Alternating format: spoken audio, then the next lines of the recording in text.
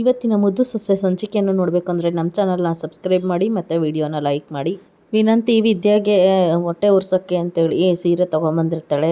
ನೋಡಿಲಿ ನಾನು ಸೀರೆ ತೊಗೊಂಡಿದ್ದೀನಿ, ನನ್ನ ಮದುವೆ ಹಿಂಗಾಗುತ್ತೆ ಅಂತೇಳಿ ನೋಡ್ತಾ ಇರು ನೀನು ಅಂತ ಹೇಳಿ ಹೇಳಕ್ಕೆ ಬಂದಿರ್ತಾಳೆ. ಆಗ ವಿದ್ಯಾ ಏನು ಬೇಜಾರು ಮಾಡ್ಕೊಳ್ಳಲ್ಲ, ಈ ಮದುವೆ ನಡೆದ್ರೆ ತಾನೇ, ನಡೀದೇ ಇರೋ ಮದುವೆಗೆ ಸೀರೆ ತೊಗೊಂಡ್ರೆ ಏನು ತೊಗೊಂಡ್ರೆ ಏನು ಅಲ್ವಾ ಅಕ್ಕ ಅಂತ ಎಷ್ಟೇ ಇದ್ರೂ ನಾನು ಮಾತ್ರ ಒಬ್ಬಳೇ ಹೆಂಡ್ತಿ ಆಗಿರ್ತೀನಿ, ಮದುವೆ ನಡೆದ್ರೆ ಅಲ್ವಾ ಅಂತೇಳಿ ಹೇಳ್ದಾಗೆಲ್ಲ ಆಗೋದಾಗಿದ್ರೆ ಯಾಕೆ ಹೀಗಿರ್ತಾಯಿತ್ತು, ಮೊದಲು ಏನು ಸತ್ಯ ಏನು ಅಂತೇಳಿ ಅದು ತಿಳ್ಕೊ. ನೀನೇನಾದ್ರೂ ಸಾಧ್ಯನೇ ಇಲ್ಲ ಈ ಮದುವೆ ನಡೆಯೋದಕ್ಕೆ. ಊರಿಗೆಲ್ಲ ಚೆಲುವ ಪೋಸ್ಟರ್ ಅಂಟಿಸ್ತಾ ಇರ್ತಾನೆ, ಸುಮಂಗಲಿ ಪೂಜೆ ಅಂತೇಳಿ.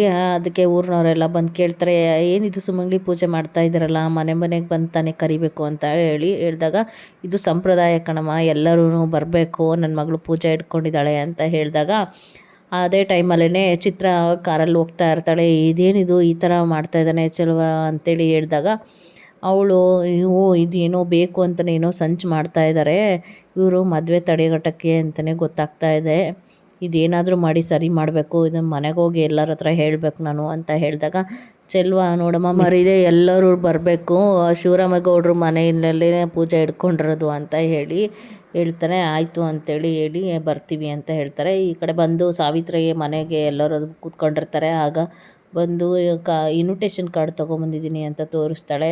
ಯಾಕೆ ಇದೆಲ್ಲ ಮಾಡ್ಸೋಕೆ ಹೋದೆ ಅಂತೇಳಿ ಶಿವರಾಮೇಗೌಡರು ಕೇಳಿದಾಗ, ಯಾಕೆ ಅಂತ ಹೇಳಿದ್ರೆ ಅಣ್ಣ ಸಂಪ್ರದಾಯಬದ್ಧವಾಗಿ ಎಲ್ಲ ಆಗಬೇಕು ಅಲ್ವೇನಣ್ಣ ಅಂತೇಳಿ, ಅದಕ್ಕೆ ಏನಿಲ್ಲ ನಾನೇನು ಎಲ್ಲರಿಗೂ ಹಂಚೋದಕ್ಕೆ ಅಂತ ತಂದಿಲ್ಲ, ಒಂದು ಶಾಸ್ತ್ರಕ್ಕೆ ಅಂತೇಳಿ ಒಂದು 20 ಮಾಡಿಸಿದ್ದೀನಿ ಅಷ್ಟೇ, ಚೆನ್ನಾಗಿದ್ದಾನ ನೋಡೋಣ ಅಂತ ಹೇಳಿದಾಗ ಸುಮ್ಮನೆ ಆಗ್ತಾರೆ. ಆಗ ಗೋವಿಂದ ಮತ್ತು ಈಶ್ವರಿ, ಏನೂ ಇಲ್ಲ ಪರವಾಗಿಲ್ಲ, ಏನೋ ಒಂದು ನಿನ್ನ ಆಸೆ ಮಾಡ್ಕೊಂಡಿದ್ಯಲ್ಲ ಬಿಡು ಅಂತೇಳಿ ಅಂದ್ಕೊತಾರೆ. ಆಗ ಅವರು ಚಿಕ್ಕಪ್ಪ ಇದ್ದವರು, ಯಾಕೆ ಶಿವರಾಮೇಗೌಡ ಅವಳ ಆಸೆನೂ ನಿರ್ಬರ್ಲಿ ಬಿಡು, ಮಗಳು ಮದುವೆ ಮಾಡಬೇಕು ಅಂತೇಳಿ ಇದ್ದಾಳಲ್ಲ ಅಂತೇಳಿ ಹೇಳಿದಾಗ, ಸರಿ ಆಯಿತು ಅಂತೇಳಿ ಆಶೀರ್ವಾದ ಮಾಡೋಣ ನಮ್ಮ ಮಗಳಿಗೆ ಅಂತೇಳಿ ಹೇಳಿ ಅವ್ರಿಗೆ ಕೊಟ್ಟಾದ್ಮೇಲೆ ಆಶೀರ್ವಾದ ಮಾಡ್ತಾರೆ, ಚೆನ್ನಾಗಿರು ಅಂತೇಳಿ. ಅದೇ ಥರ ಈಶ್ವರಿ ಅವ್ರ ಹತ್ರನೂ ಕೂಡ ಮಾಡಿಸ್ತಾಳೆ. ಈಶ್ವರಿ, ನೀನು ಅಂದ್ಕೊಂಡಂಗೆ ಮದುವೆ ಮಾಡ್ತಾ ಇದೆಯಾ, ಏನೋ ಸಿಂಪಲ್ಲಾಗಿ ಮನೆಯಲ್ಲೇ ಮಾಡೋದು ಅಂದರೆ ನೀನು ಚೆನ್ನಾಗೇ ಮಾಡ್ತಾ ಇದೀಯಾ ಬಿಡು ಸಾವಿತ್ರಿ ಅಂತ ಹೇಳಿದಾಗ, ಆಯಿತು ಅಂತ ಹೇಳ್ತಾ ಹೋಗ್ತಾರೆ. ಅದಾದಮೇಲೆ ಶಿವರಾಮೇಗೌಡರು ಮತ್ತು ಚಿಕ್ಕಪ್ಪ ಮತ್ತು ಗೋವಿಂದ ಎಲ್ಲರೂ ಹೊರಗಡೆ ಹೋಗ್ತಾರೆ. ಹೋದ ತಕ್ಷಣವೇ ವಿದ್ಯಾ ಬರ್ತಾಳೆ. ವಿದ್ಯೆ ಬರ್ತಾ ಇದ್ದಂಗೆ ಕುಂಕುಮಕ್ಕೆ ಅಂತೇಳಿ ಕರಿಯೋಣ ಅಂತ ಬಂದಿದ್ದೀನಿ, ನಾನು ಸುಮಂಗಲಿ ಪೂಜೆ ಮಾಡ್ತಾಯಿದ್ದೀನಿ ಅಂತೇಳಿ ಹೇಳ್ತಾಳೆ. ಅದೇ ಟೈಮಲ್ಲೇ ಚಿತ್ರ ಬಂದು ಅಲ್ಲಿ ಊರಲ್ಲೆಲ್ಲ ಪೋಸ್ಟರೆಲ್ಲ ಇವರಪ್ಪ ಅಂಟಿಸ್ತಾ ಇದ್ದಾರೆ ಅಂತೇಳಿ ಹೇಳಿ ಎಲ್ರಿಗೂ ಗೊತ್ತಾಗೋ ಥರ ಪೂಜೆ ಮಾಡ್ತಾ ಇದ್ದಾರೆ, ಇವರು ಮದುವೆ ಎಲ್ಲ ಗೊತ್ತಾಗಬೇಕು, ನಿಲ್ಲಿಸ್ಬೇಕು ಅಂತ ಮಾಡ್ತಾ ಇದ್ದಾರೆ ಅಂತ ಹೇಳಿದ ತಕ್ಷಣ, ಆಗ ಚಿತ್ರ ಹೇಳಿದ್ದೆಲ್ಲ ಕೇಳಿ ಎಲ್ರಿಗೂ, ಏನೇ ಮಾಡ್ತಾಯಿದ್ಯಾ, ನಾಟಕ ಮಾಡ್ತಿದ್ಯಾ ನೀನು ನಿಮ್ಮಪ್ಪ ಸೇರಿಕೊಂಡು ಅಂತೇಳಿ ಸಾವಿತ್ರಿ ಬೈತಾಳೆ. ಏನೂ ಇಲ್ಲ, ನಾನೇ ಕರಿಬೇಕು ಅಂತ ಅಂದ್ಕೊಂಡಿದ್ದೆ, ನನ್ನ ಕುಂಕುಮಕ್ಕೆ ಚಂಪನ ಮತ್ತು ಅತ್ತೆನ ಕರಿಯೋಣ ಅಂತಲೇ ಬಂದೆ ಅಂತ ಹೇಳಿ, ಅತ್ತೆ ನೋಡಿ ಅತ್ತೆ ನನಗೆ ನಾಳೆ ಸುಮಂಗಲಿ ಪೂಜೆ ಇಟ್ಕೊಂಡಿದ್ದೀನಿ, ನೀವು ಬರಬೇಕು ಅಂತ ಹೇಳಿದಾಗ, ಅವ್ರ ಅತ್ತೆ ಮೌನ ಇದ್ದವಳು, ಒಳ್ಳೆ ಕಾರ್ಯಕ್ಕೆ ನಾನು ಬರದೇ ಇರ್ತೀನ ಅಂತೇಳಿ ಮೌನ ಹೇಳ್ತಾಳೆ. ಆಮೇಲೆ ಚಂಪನ್ನು ಕರಿತಾಳೆ, ನಾನು ಬಂದು ಆರೈಸು ಅಂತೇಳಿ ಚಂಪಂಗೆ ಹೇಳಿ ಕುಂಕುಮ ಕೊಡ್ತಾಳೆ.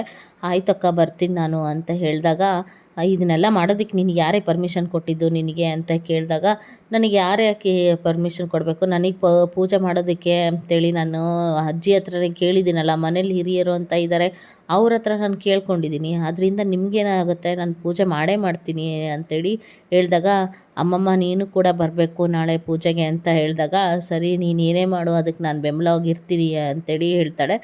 ಅದಾದಕ್ಕೆ ಹೊರಗಡೆ ಹೋಗ್ತಿದ್ದಂಗೆ, ಇವರು ಏನೋ ಮಾಡೋದಕ್ಕೆ ಅಂತಲೇ ನಿಂತ್ಕೊಂಡಿದ್ದಾರೆ ಅಂತೇಳಿ ಅನ್ಕೋತಾರೆ ಈಶ್ವರಿ ಮತ್ತು ಸಾವಿತ್ರಿ.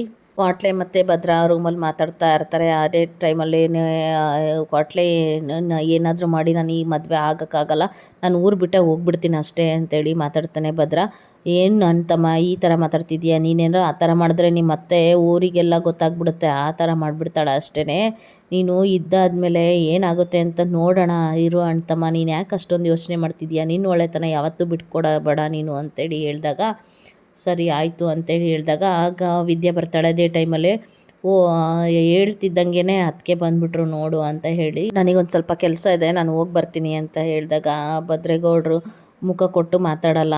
ಯಾಕೆ ಗೌಡ್ರೆ ನೀವು ಈಗೂ ಇದೇ ಥರನೇ ಮುಖ ಕೊಟ್ಟು ಮಾತಾಡ್ತಾ ಇಲ್ವಲ್ಲ, ನೀವೇನು ತಪ್ಪು ಮಾಡಿಲ್ಲ ಅಂತ ಹೇಳಿದ್ದೀನಲ್ಲ, ನಾನು ನಿಮಗೆ ಬೆಂಬಲವಾಗಿ ಜೊತೆಗೆ ಇರ್ತೀನಿ ಗೌಡ್ರೆ, ನೀವೇನು ಯೋಚನೆ ಮಾಡಬೇಡಿ ಅಂತ ಹೇಳಿದಾಗ, ಭದ್ರ ನೀನು ಇಷ್ಟೆಲ್ಲ ಹೇಳ್ತಾ ಇದೆಯಲ್ಲ, ನಿನ್ನ ಧೈರ್ಯನೇ ನನಗಿರೋದು ಅಷ್ಟೇ ವಿದ್ಯಾ ಅಂತ ಹೇಳಿ ಮಾತಾಡ್ತಾ ಇರ್ತಾರೆ. ಅದೇ ಟೈಮಲ್ಲೇ ಸಾವಿತ್ರಿ ಮತ್ತು ಅವ್ರ ಮಗಳು ವಿನಂತಿ ಇಬ್ಬರು ಬರ್ತಾರೆ. ಬಂದು ಮಾತಾಡೋದೆಲ್ಲ ಕೇಳಿಸ್ಕೊತಾ ಇರ್ತಾಳೆ. ಏನಮ್ಮ ಇವಳೇನು ಮಾಡ್ತಿದ್ದಾಳೆ, ಏನು ಮಾತಾಡ್ತಿದ್ದಾಳೆ ಅಂತೇಳಿ ಕೇಳಿಸ್ಕೊಳ್ಳೋಣ ಅಂತೇಳಿ ಸಾವಿತ್ರಿ ಅವರಿಬ್ಬರು ನಿಂತ್ಕೊಂಡಿರೋದನ್ನ ವಿದ್ಯಾ ನೋಡಿ, ಗೌಡ್ರೆ ನಾನು ನಿಮಗೇನೋ ಒಂದು ಗುಟ್ಟು ಹೇಳಬೇಕು ಬನ್ನಿರಿ ಇಲ್ಲಿ ಅಂತ ಹೇಳಿ ಗೌಡ್ರನ್ನೇ ಬಗ್ಗಿ ಇಲ್ಲಿ ಅಂತ ಹೇಳಿ ಮಾತಾಡಿಸಿ ಅವರಿಗೆ ಒಂದು ಮುತ್ತು ಕೊಡ್ತಾಳೆ.